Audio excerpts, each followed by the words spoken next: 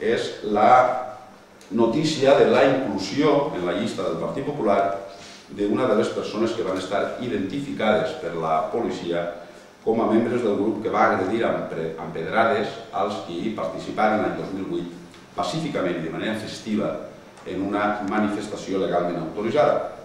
entre les quals persones agredides de manera més greu la nostra companya i regidora de l'Alqueria de la Comtessa. Per a nosaltres ja és trist, ja és suficientment trist veure com desgraciadament encara existeixen a la ciutat grupuscles que fan de la violència i de la xenofòbia la seva única ideologia i que a més exhibeixen impunement, sense cap tipus de problema, però és encara molt més preocupant i intolerable que formen part de llistes electorals i, per tant, tinguin la possibilitat de ser triades com a representants de la ciutadania. Aquesta decisió del Partit Popular per a nosaltres és absolutament rebutjable pel bé de la democràcia i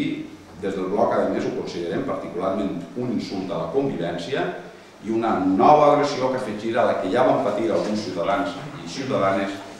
com dic, algunes de les quals va sofrir ferides greus. Aquestes persones que evidentment han demostrat que no creuen en la democràcia perquè són incapaces de plantejar les seues idees de manera pacífica i incapaces, a més, de respectar les dels altres, no poden participar de cap benefici que atorgui una democràcia en la que no creuen. I a més, un partit que les presenta en la seva llista electoral per a nosaltres està deslegitimat per governar aquesta ciutat. Perquè persones que agredeixen unes altres simplement per pensar diferent i que fan ús de la força i de la violència no poden decidir el futur de Gandia. Sí. Parlant de